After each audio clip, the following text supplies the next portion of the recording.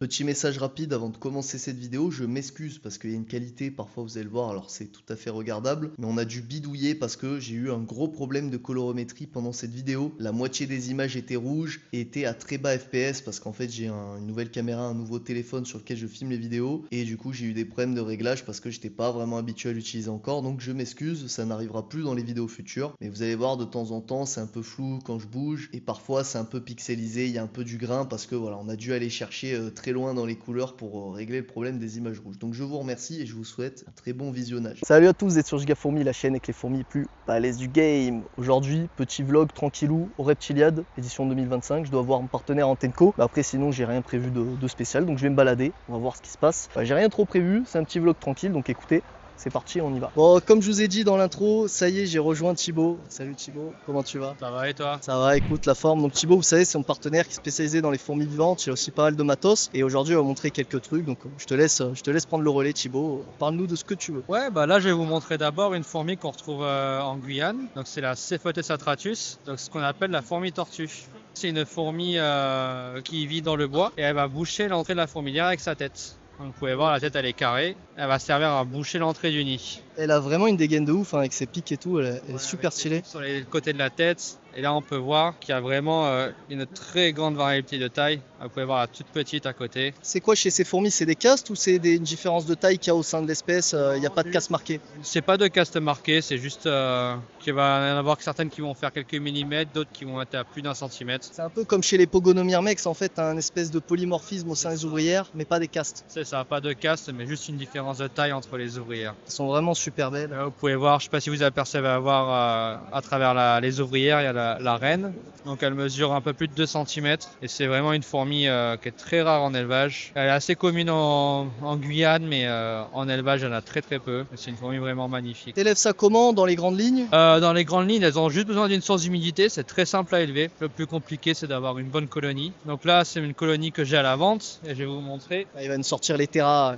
Donc là, c'est un nouveau module que je présente, donc qui est composé de tubes à essai, donc alterné entre tubes à essai sec et tubes à essai humide. Donc les fourmis vont aller boire dans le tube à essai humide et là, c'est leur nid. Et après, elles vont pouvoir sortir et pouvoir accéder à une aire de chasse décorée avec une plante artificielle et un fond en feuilles mortes. On voit aussi, du coup, pour pas leur faire un nid trop grand, tu mets des bouchons de liège. Est-ce que tu peux tourner un peu le terrain? C'est ça. Du coup, pour le début, on va ouvrir juste un tube sec et un tube humide. Mais ce nid est aussi équipé d'un tuyau qui va partir du haut et descendre jusqu'en bas pour pouvoir remplir cette zone quand les tubes seront vides. Réserve d'eau, ce qui permet d'avoir l'humidité C'est ambiante, ça. même quand tes tubes, C'est ça, fait, ils même vont quand aller tes boire tubes dedans. sont secs, ok. C'est ça. Donc normalement ce setup il est prévu pour les Oecophylla, mais comme vous pouvez voir, vous pouvez mettre toutes les espèces. Donc là c'est Cephalus atratus. Il y a des Gigantium destructors, donc une fourmi amazonienne aussi qui est vraiment incroyable. Et je vais vous montrer la principale intéressée. Donc là c'est la fourmi la tisserande. Alors, on voit direct la différence, hein, elles explosent super vite ces tisserandes. Donc là on peut voir que c'est presque comme les tiennes, à une couleur près, là elles sont vertes. Donc là on peut voir qu'elles ont complètement bouché l'entrée des tubes. Ouais, et là c'est elles ont joli, commencé à faire un petit nid et du coup elles occupent que les nids qui sont vraiment protégés par la paroi. Elle est très active, c'est vraiment une super espèce.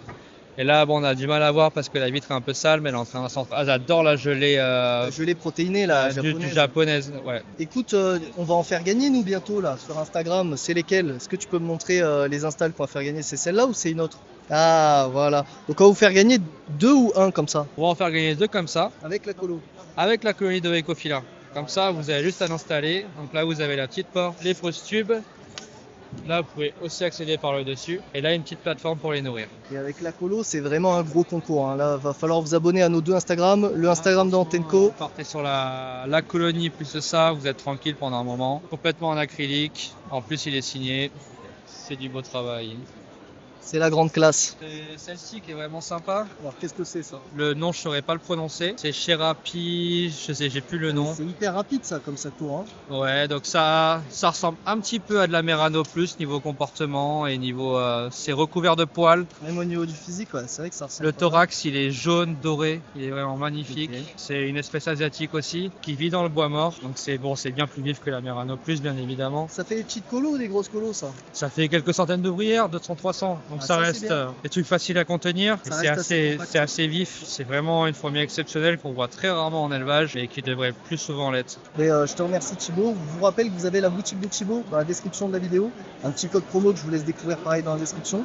Et voilà, Thibaut c'est spécialiste des fourmis vivantes. Il a aussi du très bon matériel. Donc vous pouvez fournir là-bas et vous pouvez lui poser des questions. Il sait d'où viennent toutes ces fourmis, etc. N'hésitez pas à lui demander. Voilà, il a toutes les infos. C'est un vendeur très transparent et il n'y en a pas beaucoup. Donc il faut les soutenir. N'hésitez pas à m'envoyer un message si vous avez la moindre question sur une espèce de fourmi. Je vous répondrai avec plaisir. Voilà, bah écoute, merci Thibaut et on va filmer un peu tout ça. On va s'éclater.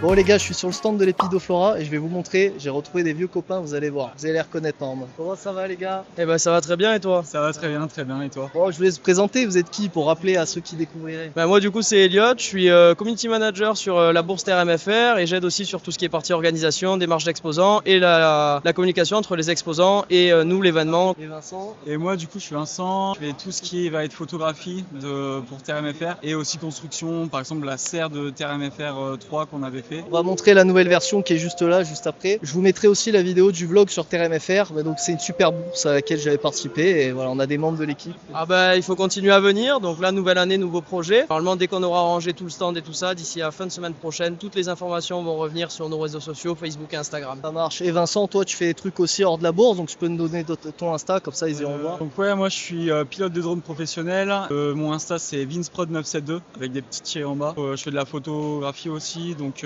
plus de la macro-photographie et aussi sur les animaux. Voilà. Bon, donc je suis sur le stand de l'Épidoflora que vous avez déjà vu sur la chaîne. Ils ont une petite équipe, ils sont 4. Donc plantes, papillons, voilà, ils se diversifient un peu. Il y a du hule, etc. On va vous montrer un peu ce qu'ils font. Donc là, c'est Nico, vous connaissez, qui fait partie, comme les deux personnes que je vous ai montré juste avant, de l'organisation de la bourse TRMFR. Et en fait, ils ont une nouvelle serre là, ils ont investi pour les bourses, etc. Parce que avant, ils avaient fait dans la dernière bourse une serre en bois qu'ils avaient montée eux-mêmes. Et c'est vrai que c'est un peu galère parce qu'une fois monté, c'est pas modulable. Tu peux pas le déplacer facilement, etc. Alors qu'avec ça, pour le coup, ils sont vraiment au top. Et donc voilà, ils vont nous montrer un peu des papillons, des chrysalides. Vous allez voir, ça va être pas mal. On va regarder ça. Alors c'est pas des fourmis, mais ça va changer un peu de ce que vous voyez d'habitude sur la chaîne. Et puis on les aime bien, voilà. Donc c'est l'occasion de vous les remontrer un peu. Ça c'est quoi, larve de cétoine, non? Ouais, mais elle est dans une boîte de Yule, je sais pas ce qu'elle fait là. Elle C'est s'est peut-être incrustée. un Elle s'est incrustée. Sorocala qui s'est barré, ouais, parce qu'on en a un peu partout, mais je sais pas ce que c'est. Oh, qu'il est beau lui. C'est la classe. Ça, c'est une belle espèce qui est peu répandue encore et on commence à la reproduire. C'est Donc quoi là, le nom de l'espèce? c'est SP Avatar et ouais, Salpidobolus. Ok. SP Avatar. Ouais, je commence à me mélanger à chaque fois parce qu'on commence à avoir pas mal d'espèces. Ça, c'est une espèce qu'on a reproduit il y a peu. Donc là, on a plein de petits. Je sais pas si on va réussir à les filmer. Hop, là, regarde par exemple.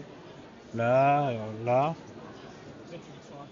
Donc là, on a pas mal de repros. Comme ça, on est content de les avoir reproduits parce que c'est pas non plus très courant. C'est une super espèce, très belle et pas de jeune. Elle est super belle. Hein. Qui vit super bien. Et, Ça se fait facilement ça, hein. Substrat bien riche. c'est ça, un substrat naturel, donc forêt de chêne ou forêt vraiment non résineux surtout. Ça s'élève vraiment très Pourquoi bien. non résineux? C'est quoi le problème? Alors le problème avec la résine, c'est qu'il va avoir tendance à se bloquer les mandibules. Donc quand ils vont s'alimenter, ils pourraient se bloquer les mandibules, ne plus pouvoir s'alimenter. Ce qui fait que du coup après, le Yule va dépérir parce qu'il n'arrive plus à s'alimenter. Et après on a d'autres espèces. On va avoir aussi des blattes. À la base, vous êtes dans les papillons et là, vous avez diversifié avec. C'est d'autres ça. animaux. Nous on se diversifie, c'est-à-dire qu'à la base on est vraiment spécialisé dans le domaine des papillons, diurnes et nocturnes.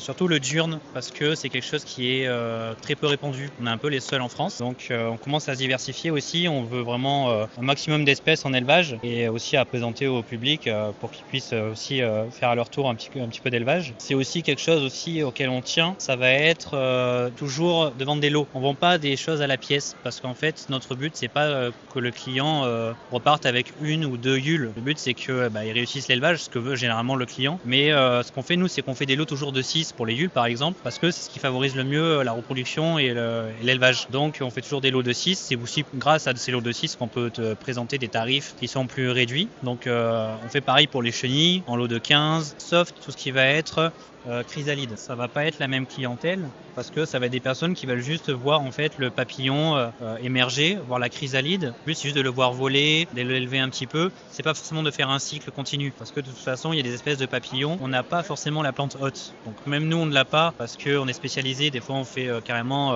importer des plantes.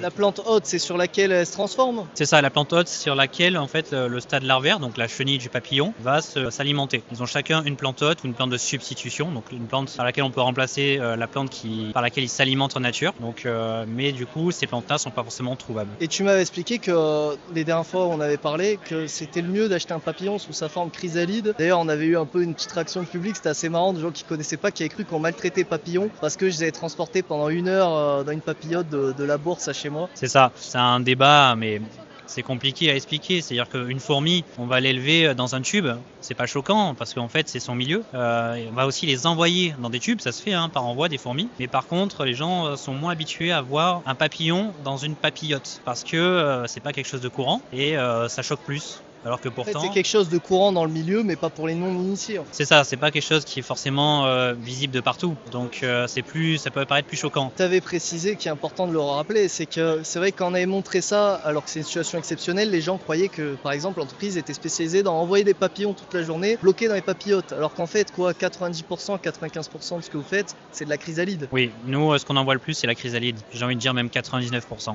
On a commencé il y a peu à vendre aux particuliers, donc on commence de plus en plus à vendre de chenilles, mais ça représente rien comparé aux chrysalides. Nous, on envoie à toutes les serres qui sont ouvertes au public. On envoie environ 1500 à 2000 papillons par semaine. D'un point de vue logistique, c'est trop compliqué. Donc nous, on envoie en chrysalide. C'est-à-dire qu'en fait, le client, ensuite, il a un papillon qui est super état et qui n'est pas abîmé, qui n'a pas stressé, etc. par le transport, parce que sous forme de chrysalide, l'animal ne stresse pas. Ok, c'est parfait. Merci pour toutes ces infos. Avec plaisir. Je vous mettrai le Insta, vous pouvez aller suivre l'Épidoflora. Maintenant, je vais vous présenter une autre figure de l'Épidoflora. Donc c'est Ninon, voilà, qui est plus spécialisé dans les plantes. Oui, c'est ça, exactement. Du coup, moi, je suis responsable de la pépinière. En fait, on a un côté pépinière, donc déjà pour les plantes, pour les papillons. Et on a aussi un côté pour les paysagistes, etc. Mais ça, c'est un côté qu'on va moins parler parce que je mets pas en avant dans les bourses. Et on va avoir un côté, pareil, qui va du coup se relier un peu aux papillons. Donc les plantes que je fais beaucoup, nectarifères, qui est plante grasse. On me dit que souvent, c'est pas nectarifère, mais si. C'est une des plantes qui fournit le plus de nectar aux papillons. Je vais avoir du coup les plantes nourricières, donc passiflore, aristoloche, plein de petites plantes comme ça. Et oui, pour le côté pépinière, il y a toujours un petit côté papillon qui reste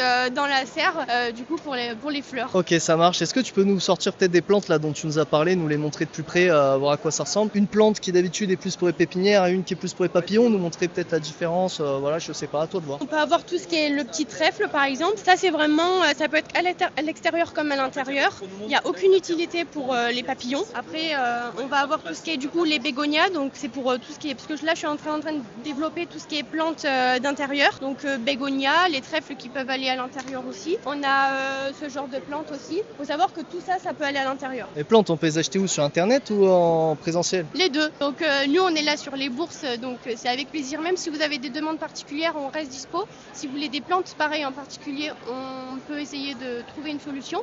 Sinon, il y a tout qui est dispo sur le site. Une grosse partie en tout cas. Voilà, de toute façon, je mettrai le Instagram. Ça doit être joli chez vous. D'avoir une baie entre les coupeuses de feuilles, les plantes et tout, ça doit être sympa. On n'en parle pas. Ça fait du boulot. Je vous mettrai dans la description une vidéo d'Orient TD. Bon, on l'a pas vu encore, mais il est sur la bourse. Et en fait, dans la vidéo, il avait visité les serres, etc. de l'Épidoflora. C'était vraiment une super vidéo. C'est vraiment génial. Il se lance d'Orient, donc il se lance. Ça fait pas le temps qu'il fait vidéo, mais il a pas encore beaucoup de public. Mais il fait un travail vraiment qui est super et ça montre bien les dessous de l'Épidoflora parce que quand on voit comme ça sur le stand, ça montre pas tout ce qu'il y a derrière. Il y a énormément de boulot. C'est vraiment des passionnés. C'est juste génial. Je saurais pas mieux vous le décrire qu'en vous disant d'aller voir la vidéo. Donc là, je suis avec Adrien qui est venu leur filer un coup de main et lui, il s'occupe plus de la partie entomo. Donc on va en parler rapidement. C'est lui qui fait ces étalages là et franchement, c'est vraiment stylé. Alors du coup, pour les papillons, quand ils sont en fin de vie, on les récupère, on les met en papillote et ensuite on les envoie au congélateur pour les conserver à l'abri des parasites et qui gardent leur état parfaitement pour pouvoir les présenter ensuite en cadre. Et donc après, il y a tout un travail d'étalage derrière. On ramollit un peu le papillon pour faciliter le déploiement des ailes et ensuite le laisser sécher, étaler. Donc cette partie, c'est toi qui t'en occupes exclusivement? Voilà, c'est ça exactement. Moi je m'occupe principalement de l'étalage des papillons de la serre. Comment ça t'est venu cette passion pour l'entomologie? C'est une passion, on peut dire. C'est ça, oui, ça a démarré il y a quelques années en arrière et j'ai appris ça auprès de vieilles personnes qui sont dans le domaine déjà depuis longtemps et de fil en aiguille en fait, en croisant même avec Nicolas et Ninon, j'ai pu leur proposer mes services pour étaler les papillons au lieu qu'ils soient tout simplement jetés ou pas utilisés, d'en faire on va dire de la seconde main quoi. Et ouais, c'est dommage parce que c'est vrai que dans ces milieux d'élevage d'animaux, il y a beaucoup de morts mais qui sont naturelles, voilà, et ce qui fait que c'est dommage de les mettre à la poubelle. Et c'est vrai que même moi sur la chaîne, j'ai pas mal de personnes qui m'ont déjà demandé des fourmis mortes, etc. pour pouvoir étaler. Tu permets en fait à ce papillon comme un peu d'avoir une espèce de seconde vie, comme tu dis. Il y a des espèces que voilà on peut garder comme dans plusieurs de ces boîtes. Il y a des espèces, ça fait 100 ans ou même 200 ans qui sont conservées. Et l'avantage, vu que c'est des exosquelettes donc qui sèchent à l'air libre, et s'ils sont bien préservés, qu'il n'y a pas d'attaque de parasites, et on peut les garder très longtemps. Alors après, il y a certaines couleurs qui finissent par se ternir malheureusement, mais sinon sur la plupart des espèces, on garde une couleur qui est très proche de la bête lorsqu'elle a émergé. C'est top. Est-ce que toi, tu as un endroit où on peut suivre ton travail ou c'est que sur l'Épidoflora? Est-ce que tu as un compte Instagram par exemple, quelque chose comme ça? Mon compte Instagram, c'est sur la photo animalière parce que je suis naturaliste aussi, mais après... vas-y, balance. Mon compte, c'est AdriAdventure99. Écoute, je le mettrai à l'écran pour qu'ils puissent... tu me l'enverras sur le compte Insta et comme ça, ils pourront aller voir un peu tes aventures naturelles. Ça marche. Photo animalière, c'est passionnant aussi. Voilà, c'est ça, ouais. Et après, ça, c'est ma deuxième passion, donc c'est la conservation sur les papillons. Je fais aussi du coléoptère, mais principalement du lépidoptère. Ouais, t'es spécialisé quoi. C'est top. Je te remercie pour ton intervention. Merci beaucoup. Ça te fait pas peur ça? Il a pas des caries là? Putain, il s'est fait bouffer un doigt quoi. Il a trouvé un plus gros prédateur que lui. Donc en fait les dinosaures c'est le parc de Dinopédia. Regardez lui comme il est bien fait aussi. Alors ceux qui avaient vu la vidéo de la bourse à Terre MFR, j'ai filmé une dame qui a des crabes, des hules et tout. Et là regardez, elle a ramené la version XXXL. Regardez ça comme ils sont énormes. Je mets ma main à côté. C'est impressionnant. Ils sont super beaux. C'est des Cardizoma, mais c'est pas la même espèce. Non, ils sont énormes. Donc c'est les Cardizoma armatum jumbo. Et c'est vrai que de loin, on dirait, alors que c'est pas la même espèce, ils se ressemblent vachement. Ils vont grandir aussi, ceux-là. On a les serpents comme d'hab. J'y connais rien en serpent, mais je vous les filme à chaque fois. Parce que je trouve ça super beau, il est incroyable, c'est dommage, il y a la lumière là, c'est bon, on voit bien. C'est du Python Regius, ok, il y a l'étiquette. Les Python Regius, c'est marrant parce que c'est une espèce, mais t'as plein de coloris différents, c'est très marrant les sélections qu'ils arrivent à faire là-dessus. Par exemple, ça, c'est la même espèce que ça, quoi. Un peu chiant ces reflets, mais ouais, c'est assez drôle de voir là, avec la sélection, les genres de couleurs qu'ils arrivent à obtenir, les éleveurs, avec les dizaines et dizaines d'années. C'est assez drôle. Regardez ça comme il est beau lui. Ces beaux petits yeux, il est super stylé. Bon, désolé si sur les serpents je vous donne pas des infos trop pertinentes, j'y connais vraiment rien. C'est vrai que j'aurais pu en élever parce que j'aime beaucoup les serpents. C'est quand même assez simple à élever, ça demande une installation assez conséquente, mais c'est pas les animaux les plus compliqués à élever si tu prends des espèces comme le Python Regius qui sont assez basiques. Mais voilà, du coup je sais pas trop quoi vous dire là-dessus. Moi je me balade, si je vois des trucs jolis je vous montre. Regardez comme ils sont beaux ceux-là, regardez comme ils sont mignons. C'est marrant, quand je suis passé, ils sont venus de ce côté de la vitre. Regardez comme il est beau. Je sais pas ce que c'est ça. Bon écoutez les gars, je suis de retour sur le stand de Antenco. J'ai la gueule là, elle aime pas qu'on le filme, c'est dur. Il est fatigué le pauvre. Mais c'est dur aussi, on se rend pas compte. Donc là, il y a Monsieur Hortz-Fourmi. Je suis passé dans son vlog. Quand un mec arrive et qui te braque la caméra comme ça devant. C'est ce que j'allais dire, ça m'a mis un coup de pression là. Ouais, t'as vu? J'étais à l'aise et là d'un coup la caméra sur soi. Et eux ils se rendent pas compte donc faut leur expliquer, mais c'est super galère. Donc écoute, tu te présentes ou je te présente? Comment on fait? Alors, présente-moi juste pour voir comment tu me présenterais à ceux qui connaissent pas. Donc moi je dirais, c'est quelqu'un qui fait des vidéos sur les fourmis, des vidéos tournées plus sur un peu comme des espèces de petits documentaires sur son élevage, donc avec vachement travaillé, une très belle qualité, on voit vachement dans le détail, avec de la musique, c'est très immersif, etc. C'est vraiment un truc qui est différent de ce que vous pouvez voir sur ma chaîne. Et donc moi je te présenterai comme ça, après je te connais pas plus que ça. Voilà. Là tu m'as très bien présenté, j'aurais pas fait mieux, j'aurais été arrogant si moi je disais ça. Mais non, c'est pas de l'arrogance, c'est après tu présentes ton CV, tu présentes ce que tu fais. Mais c'est toujours mieux que quelqu'un d'autre le dise, donc franchement merci pour la présentation. En vrai c'est ça qui est intéressant, c'est que sur YouTube et les réseaux sociaux, en fait chacun a notre spécialité. Par exemple moi du coup j'essaie de faire des trucs plus immersifs, un peu plus documentaires. Toi en vrai vrai, Gigafourmi Melvin, ce qui est incroyable, mec, tous les lives que tu fais, toutes tes interactions, tous les trucs que tu lances et tout, t'as cette énergie. Je trouve que du coup ça fait plein de choses, toujours sur les fourmis, mais tout est complémentaire. Je trouve que c'est assez incroyable là-dessus. Plaisir de te voir. On s'est vu l'année dernière. À ce moment-là, tu mettras la photo. Et très cool de se. Pas l'année d'avant plutôt. C'était pas l'année dernière, je crois que c'était l'année d'avant. Peut-être, ouais. Ouais, c'était ça. Il y a 2 ans du coup. Ouais. Et depuis, on a voulu se voir. On n'a jamais réussi à se voir encore. Que ce soit une bière ou plus. Déjà, on va essayer aussi une bière. En plus, il y a affinité.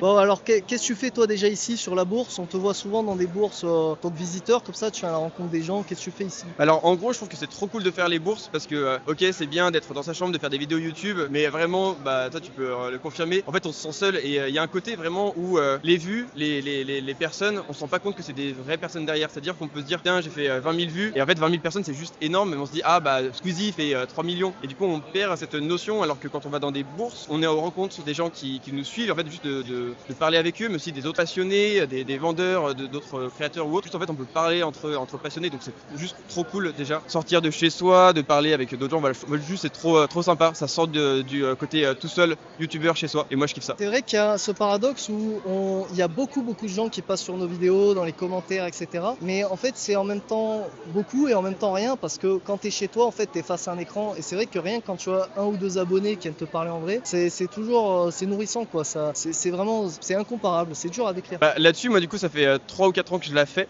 Alors en tant que visiteur, j'ai pas forcément envie d'avoir des stands parce que je suis vraiment aussi là pour juste parler avec les gens. Et du coup, ça fait 3-4 ans que je vois certaines personnes qui sont les mêmes. Et du coup, t'as une espèce d'autres liens qui se créent. Du coup, tu prends des nouvelles, tu les vois aussi grandir, ils ont des nouvelles espèces, colonies, tu débats avec eux. Et je sais pas, ça crée des vrais liens et c'est ça qui est vraiment génial là-dedans. Donc moi, ça me fait toujours plaisir de voir année après année les gens et même de pouvoir se rencontrer aussi en vrai. Et tout ça, c'est juste trop cool. En fait, c'est aussi pour ça. Pour moi, il n'y a pas que les fourmis, il y a l'univers autour. Genre, si tu parles à un passionné de fourmis, tu sais aussi qu'il est curieux, tu sais aussi qu'il est ouvert à plein de choses différentes, t'as plein d'affinités alors que tu l'as jamais parlé, enfin il y a trop de trucs à côté quoi. Quand t'es que sur internet, t'as ce côté humain qui manque et qu'on retrouve en tout cas dans ces événements qui sont assez conviviaux quoi. Ouais bah totalement, et je pense que c'est pour ça que tout le monde fait un petit peu ça, hormis le côté vente, t'as vraiment le côté humain, le fait d'échanger, tu te rejoins avec des gens plusieurs années d'affilée, enfin une fois que t'as commencé à en faire, en général tu reviens. Moi c'est ça, j'ai fait Terra MFR il y a 4 ans pour la première fois et après j'ai enchaîné sur les bourses quoi. J'aimerais bien que tu nous montres, on a parlé juste avant que je filme, une espèce qui te fait vraiment kiffer et parle-nous en détail de pourquoi tu la kiffes, voilà, qu'on voit un peu ce qu'il y a derrière les vidéos, pourquoi toi tu kiffes ce genre d'espèces qui sont pas évidentes à élever quand on va voir voilà, ce que c'est. Alors justement, celle que je vais vous montrer, c'est la coupeuse de feuilles Acromyrmex. Alors ceux qui suivent ma chaîne savent que c'est une espèce que j'adore parce que dans les fourmis, il y a en fait plein de choses différentes, c'est-à-dire qu'il y a elles ont différentes couleurs, elles ont différentes tailles, mais elles ont aussi toutes des comportements très différents et certaines espèces comme les coupeuses de feuilles, leur comportement est vraiment incroyable, faut le dire. Genre là on peut voir un petit setup, il y a vraiment le côté où elles vont couper des feuilles pour les faire développer un champignon, elles vont vivre dans ce champignon, elles vont s'en nourrir et du coup à observer et moi aussi j'aime beaucoup vulgariser les choses pour le public qui ne connaît pas. Je suis pas du tout, et ça je le dis toujours, je suis pas du tout un pro, je suis pas du tout un expert. Par contre je suis curieux et j'aime bien transmettre ce que j'apprends pour des personnes qui sont aussi curieuses comme moi et qui soit qui connaissent pas, soit qui sont au même niveau que moi, et comme ça on apprend, eux ils m'apprennent des choses, moi j'apprends des trucs. Et ce genre d'espèces comme les Acromyrmex, franchement honnêtement c'est assez galère. Moi j'ai de la chance du coup d'avoir assez d'espace. J'ai une pièce, j'ai mon bureau où j'ai aussi mes fourmis et j'ai assez d'espace. J'ai un parc naturel à côté de chez moi parce qu'il faut beaucoup de feuilles. Du coup j'ai cette chance, donc j'en profite pour avoir cette espèce, pour faire des plans de fou, pour vous transmettre des choses, pour moi-même apprécier. Il y a le côté peut-être que tu penses à pareil que moi. En gros, moi de base je suis à la campagne et là du coup pour le taf, je suis sur Lyon, je suis en ville et du coup il y a plus ce côté nature qui me manque, du coup de pouvoir observer dans son bureau. C'est pas comme la campagne, mais t'as des rappels, t'as des choses à observer, t'as de la nature, t'as des choses à transmettre. T'as même un bout de nature dans ton ouais bureau. C'est ça, bien sûr ça remplacera jamais, mais avec des terrariums et tout ça, tu peux un peu apporter ça. Et donc au début tu t'intéresses aux fourmis, puis après tu te développes sur un petit peu d'autres choses. Puis par exemple moi là en ce moment, j'avoue par exemple, avant c'était uniquement les fourmis et du coup des nids plexiglas et autres. Et petit à petit en ce moment j'aime bien varier les nids, passer un peu sur des terrariums et du coup on va mettre tout ce qui est cloporte, voilà, on va venir agrémenter avec d'autres éléments et du coup t'as toujours des nouveautés, toujours des nouvelles choses à apporter, à regarder. C'est vrai que s'il y en a qui ont eu des aquariums et tout, ce qu'on a avec les fourmis dans 9 cas sur 10, c'est les installs artificiels. Donc il n'y a pas de substrat, pas d'autres animaux et tout. Et donc toi en ce moment t'essayes de faire plus des terrariums avec de la microphone, des choses comme ça, de les faire vivre ensemble, c'est ça? En gros les deux, c'est-à-dire que je serai jamais tout l'un ou tout l'autre. Genre moi il y a vraiment ce côté où je suis curieux de tout et j'aime avoir de tout, de la diversité. Donc j'aime tout autant les installations classiques. D'ailleurs il m'a fait un petit cadeau du coup de son bunker parce que je trouve qu'il est ultra intéressant, il est un petit peu différent de ce qui se fait. Et du coup j'aime bien avoir autant des setups classiques, des setups un petit peu différents, c'est d'aller sur je sais pas de la pierre reconstituée, sur aussi du coup des terrariums et d'avoir plusieurs environnements différents à la fois parce que du coup ça fait que le setup est plus beau dans l'ensemble, que ça varie et aussi on observe des comportements très différents entre du coup dans un nid classique on pourra vraiment voir le couvain, voir les ouvrières. À l'inverse, on voit pas les comportements d'exploration. Dans un terrarium, on voit pas ça. À l'inverse, on voit les éléments d'interaction entre les différents éléments, le côté arboricole. Du coup, en fait, le fait d'avoir plein d'installations différentes, tu observes plein de trucs différents. C'est aussi, en plus, on avait abordé, encore une fois, c'est trop cool, parce que tu avais abordé le côté où il y a un côté collection parfois avec les fourmis et on peut se laisser entraîner là-dedans. Moi-même, ça m'est arrivé une première fois et du coup, j'avais fait une pause parce qu'en fait, je me sentais que mes vidéos, c'est devenu juste de la collection et tu t'en rends. Que nous, on a des occasions en plus d'en avoir plein, plus que quelqu'un de lambda, donc on est encore plus tenté. C'est ça, et du coup, faut s'en rendre compte, après il faut se freiner. Après du coup je m'étais un peu débarrassé, c'est-à-dire que soit j'avais échangé, j'avais revendu ou autre. Maintenant aussi le fait de passer par des terrariums fait que j'ai moins d'espèces, mais je leur accorde plus d'espace et en fait ça se développe, enfin les fourmis se développent énormément quand elles sont bien entretenues et du coup ça prend de plus en plus de place. Et en fait je pense que tu as aussi vu la même chose, c'est que quand tu as trop d'espèces, au début ça va quand c'est des fondations, tu les nourris à la chaîne, mais dès qu'elles atteignent la cinquantaine, la centaine en fait t'as plus assez d'espace et du coup tu vas juste moins t'en occuper, moins bien t'en occuper. Un peu plus de négligence, je fais un peu plus de conneries, quand t'en as 20 à nourrir, des fois t'en oublies une, moi c'est comme ça qui m'est arrivé. C'est pas très grave, mais c'est vrai que c'est un peu embêtant quoi. Et t'as dû voir ça, tu vas me confirmer si c'est le cas pour toi aussi. Et dans les terras, je trouve c'est plus dur à mettre en place, c'est plus dur à stabiliser, mais c'est mieux pour s'en occuper. C'est plus simple l'entretien. Franchement carrément, déjà tu mets du coup tous les colomboles et autres, et du coup t'as pas à gérer la moisissure ou autre, enfin, tu fais un peu gaffe, mais franchement t'enlèves le plus gros des insectes. Ouais, t'enlèves le plus gros, mais c'est même moins pressant parce que du coup il y a tous les colomboles et autres qui vont s'en occuper, donc du coup ouais, franchement c'est une autre manière de faire et j'aime autant l'une que l'autre, donc j'avoue que moi je fais un petit peu des deux et ça permet finalement de se restreindre un peu, de faire aussi attention, de se renseigner sur des nouvelles choses parce qu'il y a plein de nouveautés, de se renseigner sur les biomes, de se renseigner sur la façon de faire, sur les interactions. Là je réfléchis à du multi-espèces, du coup je dois me replonger sur ok elles sont timides mais est-ce qu'elles sont prédatrices, est-ce qu'elles sont agressives, est-ce que du coup elles se cachent, enfin t'as plein de nouveautés comme ça. Est-ce que tu regardes du coup si elles viennent aussi du même biotope, peut-être de la même région du monde? Ouais 100%. Après moi là-dessus encore une fois je suis pas expert, ce que j'aime bien aussi c'est de parler directement à des personnes qui sont plus expérimentées et de leur dire bah voilà toi qu'est-ce que t'en penses et tout. Tout le monde a des avis différents et du coup à partir de ça, tu fais tes propres recherches, tu croises un peu les trucs. Et moi, c'est comme ça que je fais principalement. Ouais, moi, j'ai beaucoup fait ça aussi, demander conseil à des mecs qui ont des 10-15 ans d'élevage parce qu'en fait, ils vont te dire des astuces et tout que t'aurais pas forcément pensé qu'ils ont eu avec l'expérience, quoi. Mais en tout cas, c'est intéressant que tu développes ce côté-là. Et puis voilà, on mettra ta chaîne, qu'ils aillent jeter un œil. Donc, je pense que sur l'audience de mes vidéos longues, c'est beaucoup une audience partagée. Ils connaissent déjà ton travail. Mais si y en avait qui connaissaient pas, ce sera une occasion voilà, de le découvrir. Et du coup, ouais, on est sorti pour faire une dernière petite transition. Parce que là, on avait plein de discussions en off. Et en fait, on se disait qu'il y a trop de trucs intéressants à dire. Faudrait qu'on se fasse un podcast un jour ou un truc comme ça. Un podcast? Ouais, tu sais, on se cale genre 1h30 et juste on discute de plein de sujets. Moi je sais que j'avais commencé à en faire, juste ça me prenait beaucoup de temps, j'avais un peu laissé de côté.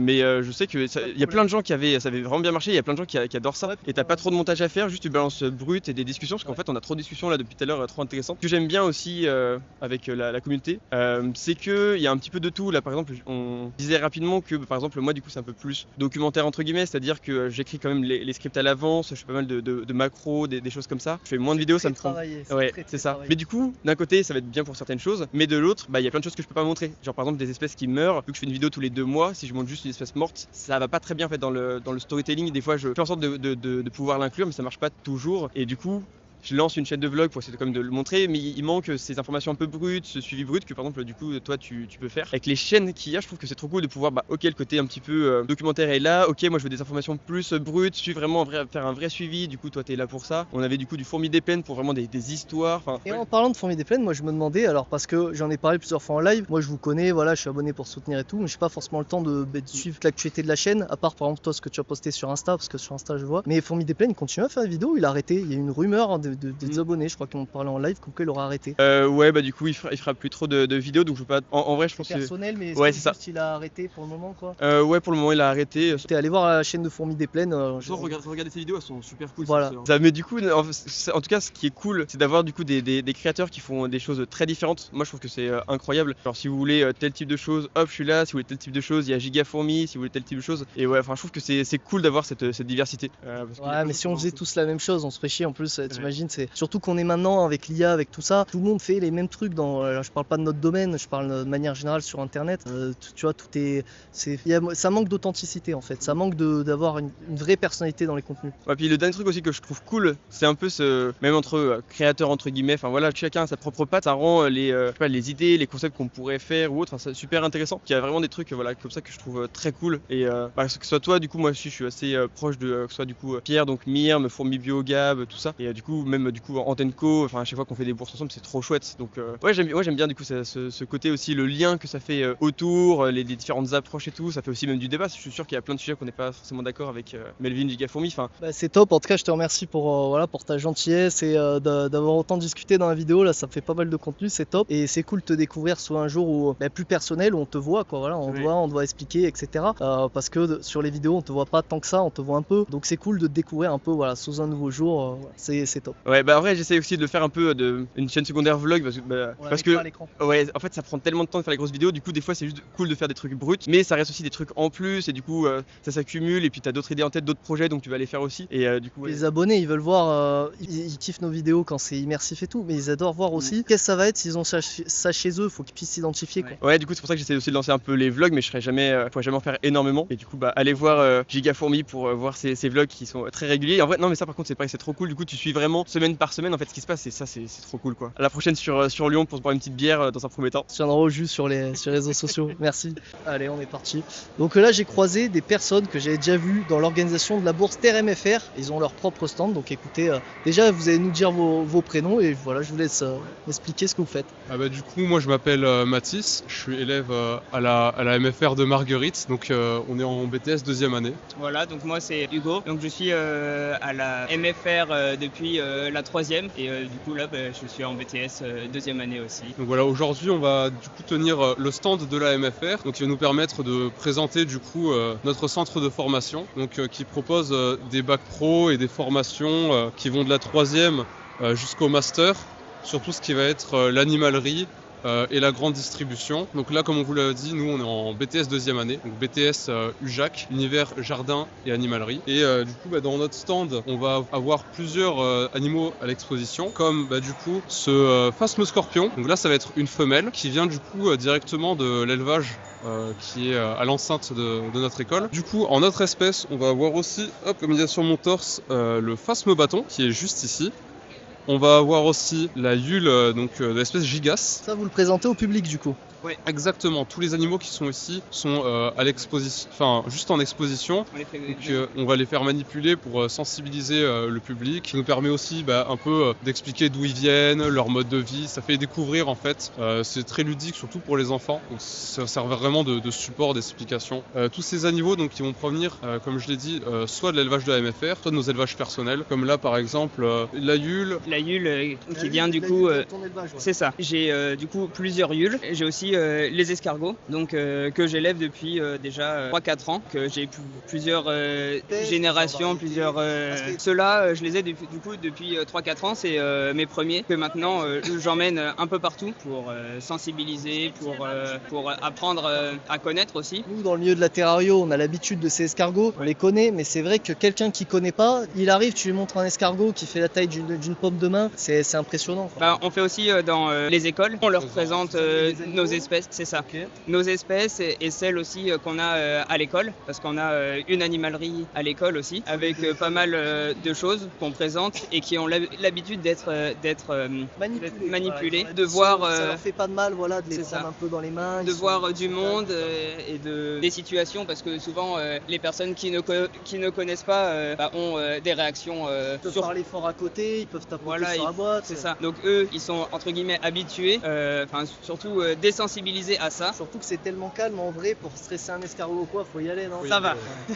Puis c'est pas non plus super rapide, on court pas non plus après. Donc là du coup on va avoir, alors je sais pas si je vais réussir à en avoir, ça va être tous les jeunes, les grands, ça va être les parents, et on a eu plusieurs portées d'œufs. Là on a des petits jeunes un peu partout, là ils sont agglutinés dans la grotte qu'on leur a mise. Ils ont aussi un espèce de camouflage, hein, les escargots, hein. Oui, on regarde, c'est couleurs assez naturelles. Exactement, là dans la terre c'est assez difficile de les discerner. Donc ça c'est un petit qui a 6 mois. Exactement. 6 mois 6 mois et 3 ans. Ils sont alors celui-là est de la même portée que ce petit individu. Et en fait... Il a mangé un peu plus, lui. Ouais, Exactement. Bah, vas-y, explique pourquoi. on l'a dopé. Non, juste que. Alors, ces deux-là, l'autre il est caché derrière. Ok. Ils ont été dans le même terrarium que les grands, donc avec vraiment beaucoup de place parce qu'ils sont dans un aquarium qui est assez grand, alors que eux, ils étaient à part dans des boîtes séparées. Il y avait tous les repros ensemble, donc ils étaient plus d'une centaine, donc forcément ils avaient moins accès C'était un à peu la plus nourriture. rationné, entre guillemets, ils mangeaient à leur faim, Exactement. mais Ouais, eux, voilà. ils sont tellement empiffrés dans la boîte des Ils gros. mangeaient C'était à volonté que bah, là on peut voir à la taille, ils sont c'est bien, c'est énormes en énorme. comparaison. C'est bien, du coup, on voit bien la différence en fonction de dose de nourriture que tu donnes, la rapidité d'évolution. Et de la La place. place qu'on donne, ça change vraiment tout parce que si on les met à côté, c'est vraiment. Ah, c'est dingue la différence. Hein. On dirait qu'il y a presque un an de différence alors qu'ils ont le même âge quoi. Ouais, c'est dingue. C'est ça qui est fou. Mais les escargots, ça grandit très vite d'un coup. La preuve, là, il a 6 mois, lui 3 ans et Il n'y a pas énormément de différence. c'est vrai. niveau taille, c'est pareil.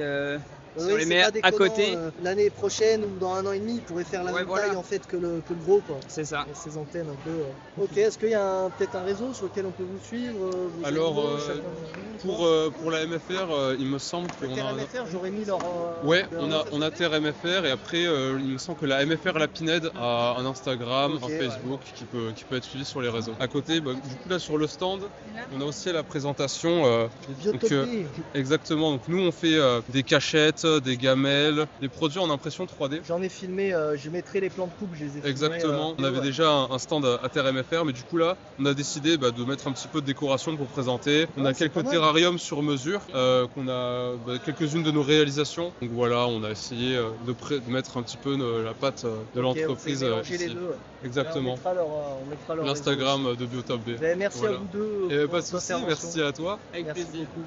Bon alors il y a une grosse musique, j'espère que vous m'entendrez bien. Mais là, avant de partir, je suis sur un stand aquarophile, bourse aquarophile de Marseille, et ils sont spécialisés dans le cyclidé de ce que je vois. Et j'adore moi les cyclidés. Vous savez, je suis un grand passionné de poissons à la base, passionné de tous les animaux. Mais les poissons, c'est vraiment mon truc. Là, on a des cyclidés. Donc là, il y a Tanganyika, cyclidé américain, et là il y a Malawi. Donc on va discuter un peu avec les messieurs là qui gèrent ce stand. Ils m'ont l'air sympathiques.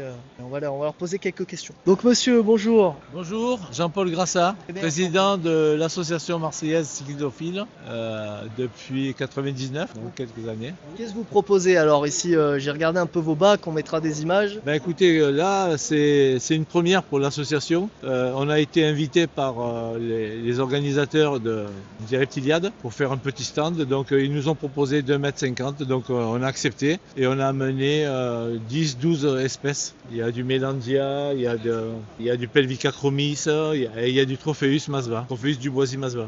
Votre collègue me disait qu'il y a lac Tanganyika, cyclidé américain et Malawi là. Oui, du Malawi on en a puisqu'il y a du Mélandia, il y a 4 ou 5 espèces du Malawi, il y a une espèce du Tanganyika, et 2 espèces américaines, le Pelvica chromis. Le Pelvica chromis c'est une espèce africaine et on a le Nicaragonce qui est une espèce américaine. Et donc qu'est-ce que vous faites ici avec l'asso? C'est quoi votre but? Est-ce que vous vendez du poisson? Est-ce que vous cherchez des adhérents? Quel est votre objectif? Nous c'est de faire connaître l'aquariophilie en général. On a été créé en 82 à l'époque où le cyclidé a éclaté en Europe. Donc notre club existe depuis 1982. Moi je suis arrivé en 99 mais en ouvrant les portes à tout le reste, c'est-à-dire aux guppies, à tous les autres poissons, les xyphos, les corridoras. Vous n'êtes pas que spécialisé cyclidé alors, vous faites un peu de tout? On est spécialisé cyclidé mais la porte est ouverte pour tout. On a même des crevettes, vous voyez ce que je veux dire?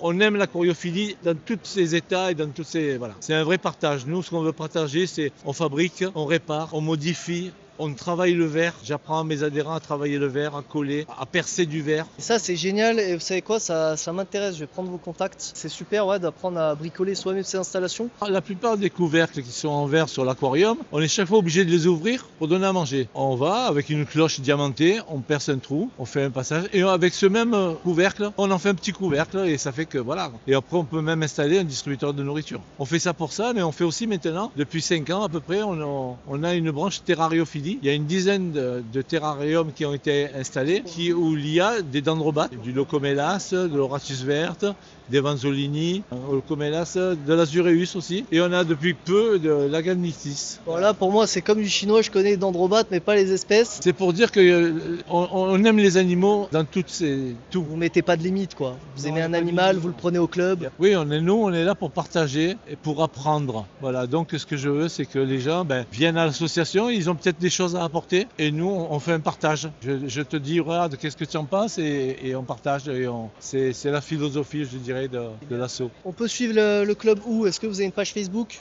On a une page Facebook et je communique beaucoup aussi par rapport à mon compte et par rapport à Instagram de mon compte. Oui, Instagram, c'est grâce à la photo. Ma page Facebook, c'est grâce à Jean-Paul. Et autrement, la page de l'association, c'est Association Marseillaise Cyclidophile. Voilà, merci beaucoup. Merci à vous, c'est top. Merci pour votre intervention. Bon, ça y est, magnifique. On s'est trouvé. Il est 18h. Attention, on voit le petit. Merci, voilà, simple efficace. Est-ce qu'on peut dire un truc dans le micro? Du coup, c'est fini. C'est ce que j'allais dire. Là, Reptilade, c'est fini. 18h. Première journée, du coup. Toi, tu restes qu'aujourd'hui? Non, moi, je suis passé en visiteur, là, rapidement. Ok, voilà. Retour de première journée exceptionnelle. J'ai parlé à tout le monde, je suis fatigué, je sais pas si ça se voit à mes yeux. Mais c'est bien, franchement, c'est que du kiff. Tu rencontres plein de nouveaux. Encore, je rencontre plein de nouvelles personnes, malgré que je connais beaucoup de monde. C'est trop bien, tu as tout le temps des nouvelles têtes. On se retrouve, c'est cool. Parce que la dernière fois qu'on s'est vu, c'était à me faire. On aura une occasion de faire un truc ensemble. Voilà, moi je bloque tous mes tournages de cette année parce que j'ai trop de trucs. Mais l'année prochaine, on va bombarder et l'année prochaine, je viens. Voilà, on va faire un truc sympa. Mais voilà, c'est que du kiff. Moi, j'ai tout le temps ma cam à la main là. C'est que du kiff, ouais, c'est du gros matos, mais moi je me suis dit, tu vois, quand c'est même dans des événements comme ça, je me dis, je prends ma cam, si je tourne des trucs tant mieux, si je tourne pas c'est pas grave, mais en général je tourne parce que je suis un peu un addict en fait. En tout cas, ils m'ont fait faire une petite chasse au trésor, j'avais des stickers de ma tronche dans tout le salon, sur des, voilà, je sais pas si t'as vu, et en plus ils ont pris une photo de moi, c'est la seule photo de moi avec des bouteilles d'alcool dans la main, parce que moi je bois pas une goutte d'alcool, et les gros bâtards ils m'ont pris comme ça, ils m'ont fait une réputation de malade alors que je bois pas, mais voilà. Ouais, bien sûr. J'aimerais que tu fasses le mot de la fin. Moi, c'est la fin de mon vlog. C'est la fin de ton vlog. Et écoutez, suivez Gigafourmi, bien évidemment. Ça, faut donner de la force. Ça m'a fait plaisir de te voir. Ouais, moi et aussi. Écoute, passez une bonne soirée, les abonnés de Gigafourmi. On se retrouve très vite sur YouTube. Voilà, tout simplement. Voilà, au top. Merci. À la prochaine. Ciao mec.